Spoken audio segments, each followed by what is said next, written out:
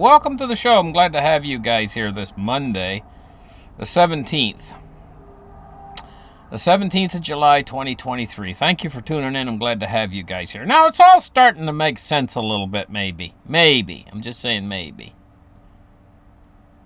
That whole Wagner mutiny that happened over there in Russia didn't seem to make any sense. It was like a one-day mutiny.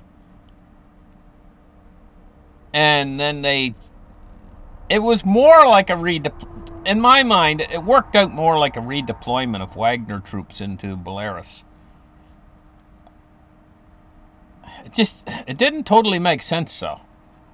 But now maybe it's starting to fit together a little bit. Let's take a look at what I'm getting in here from Newsweek.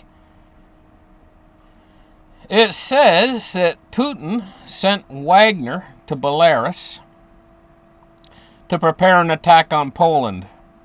This is coming from a Russian lawmaker. It says Russian lawmaker Andriy Kartopolov suggests that Russian President Vladimir Putin expelled the Wagner group to Belarus to allegedly prepare for an attack against Poland during a recent appearance on Russian state television. Last month, Putin exiled Wagner group were forced to Belarus following a failed mutiny against Russian military. Well, you know what? You ever seen kids? So there's a cookie jar over there sitting on the back of the couch, up on a table behind the couch, or in front of the couch, or whatever, maybe on a coffee table in front of the couch. So the kids are all sitting there on the couch, and they always get the littlest kid, the smallest one, the one that doesn't know any better.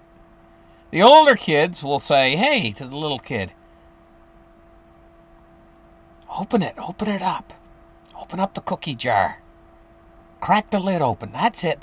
Go a little bit more. Crack it. That's it. You're doing it. Yeah. Go.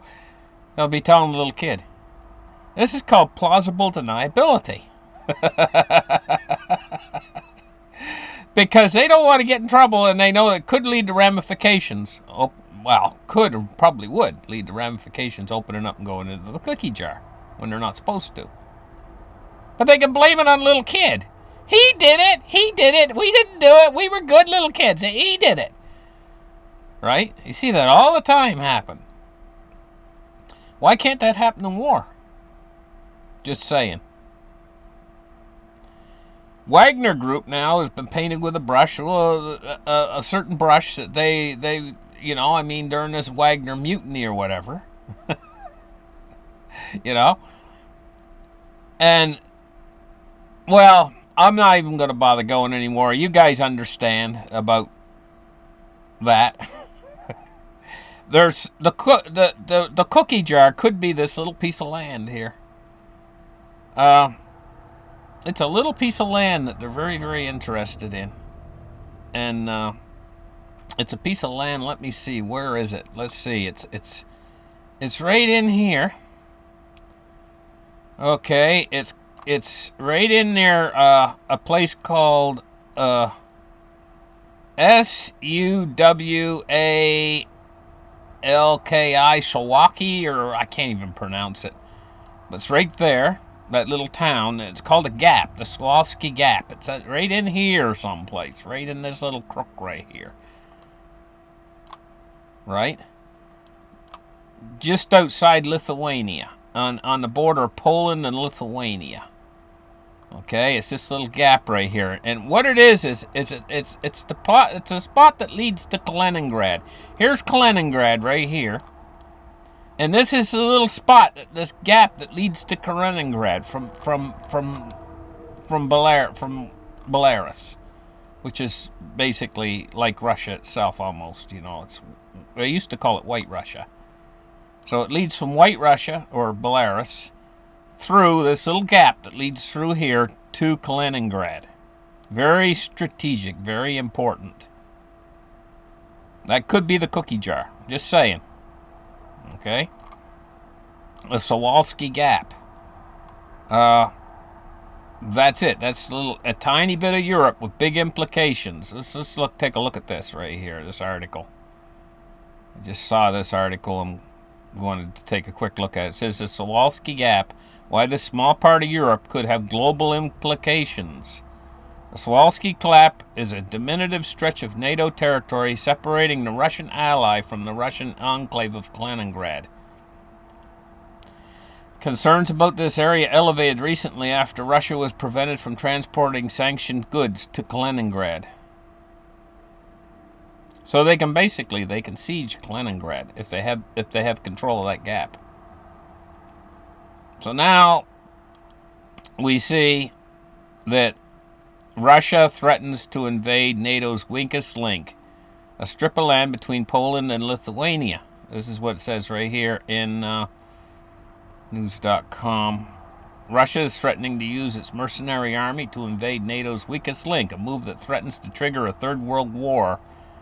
Russia is threatening to use its mercenary army Wagner to invade NATO's weakest link in Poland and Lithuania, a move that would likely trigger a third world war. A top Putin parliamentarian revealed on state television that the mercenary group stationed in Belarus is ready to strike a key NATO passage in a matter of hours. They could strike.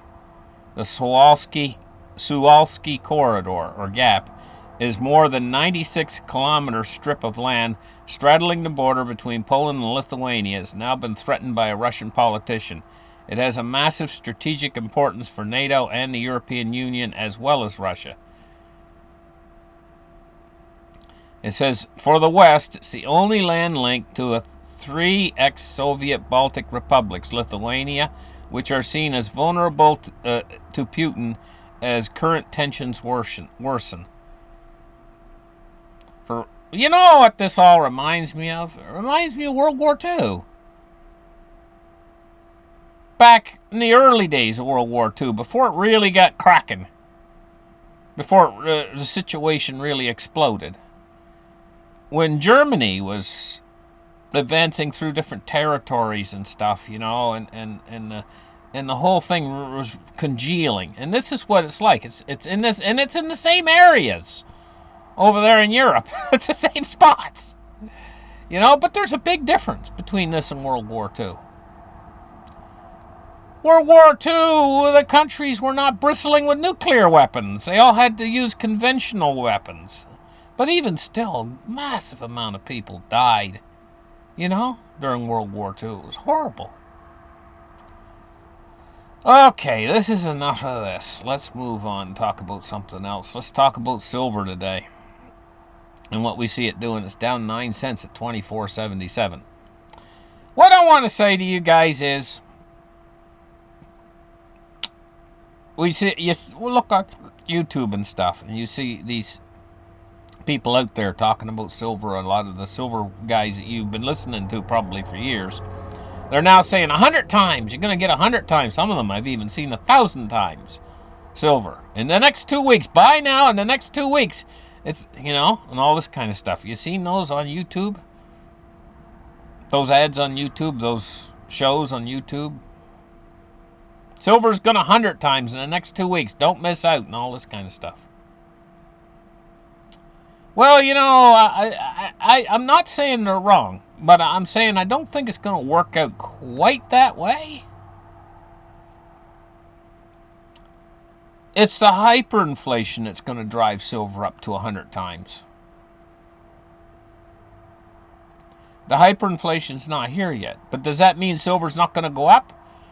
Heck yeah, it's going to go up. You know what's going to drive it first before the hyperinflation hits? And this is where you're really going to get your gains on silver. You're not going to get your gains from those 100 times, because that means the currency's becoming worthless. So, your purchasing power with that currency's going down so fast that the 100 times is not impressive any longer. Where you're going to see your biggest gains is when they start to run out of the physical metal, and this is coming very soon. But the gains are not going to be 100 times. Only hyperinflation can drive 100 times or 1,000 times on silver. The gains, when they start running out of the physical, are going to be the most potent gains, though. And why I say potent is because the dollar's still going to have purchasing power.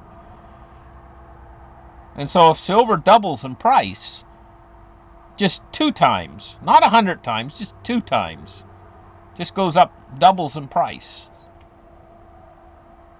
Is that 2 times or is that 1 time? Ah, a little bit mixed up. But you know what I mean, doubles in price. Say silver doubles in price, right?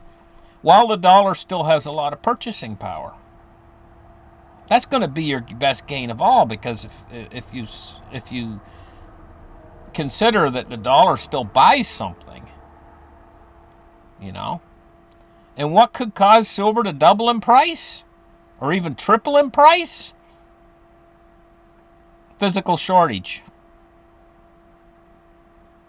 Yes, we could see $50, $60, $70 silver if they start, and maybe most of that price, or maybe even all of it, might be reflected in the premiums.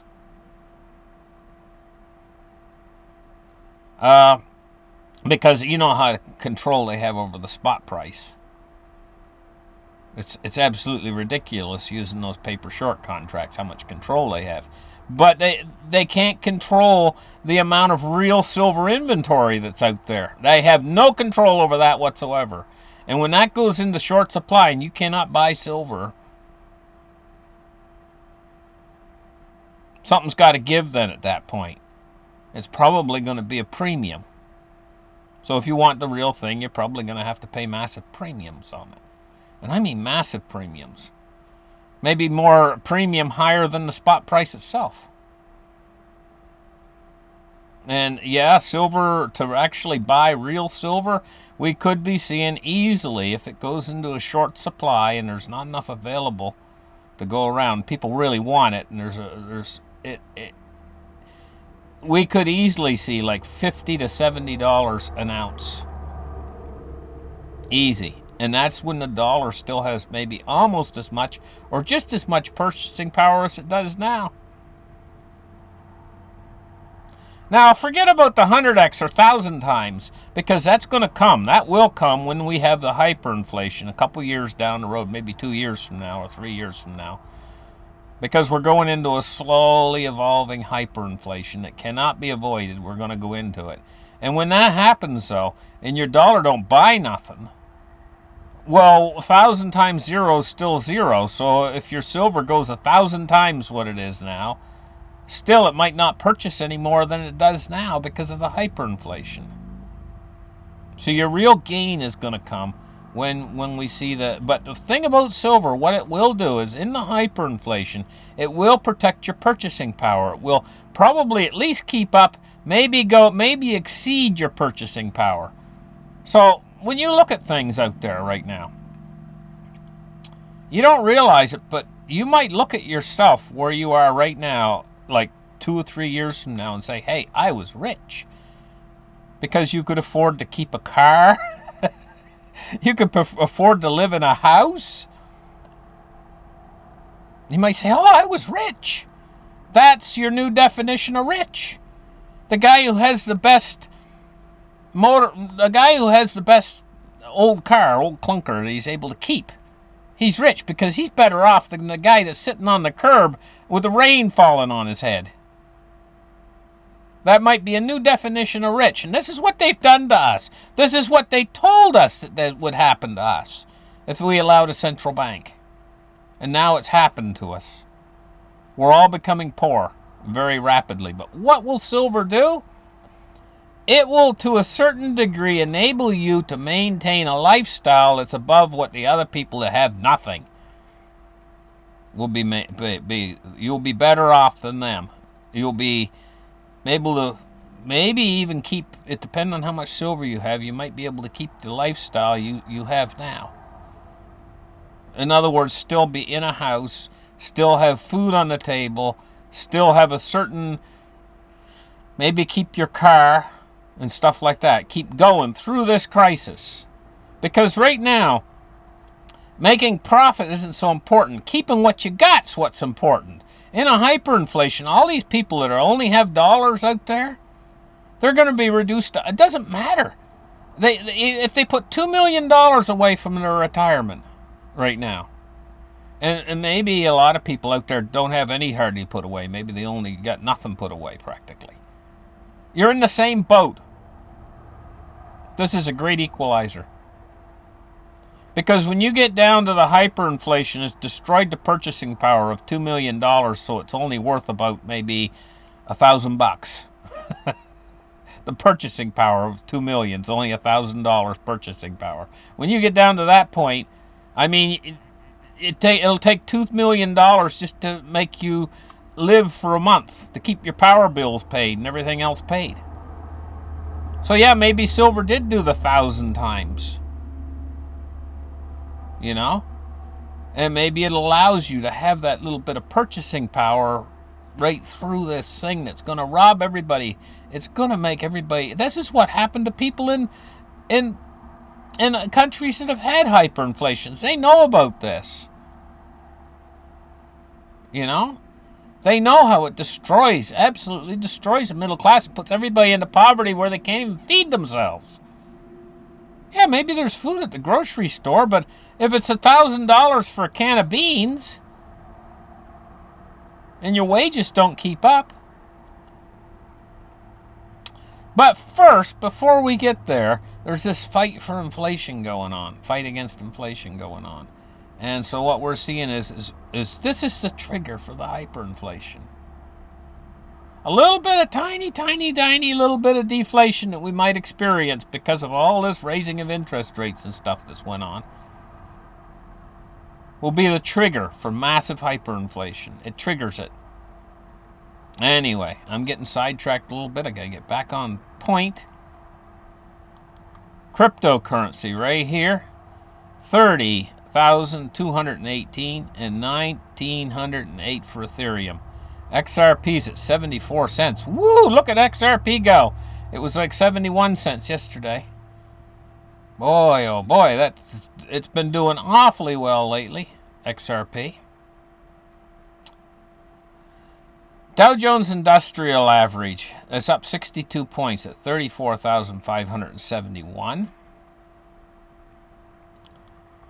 Taking a look at crude oils at $74.94. It's down 48 cents on the day so far for crude oil. Now, bonds and rates. What we're looking at is rising yields. The U.S. 10-year has risen 1 basis point at 3.83, and the U.S. 30-year has risen 2 basis points at 3.94.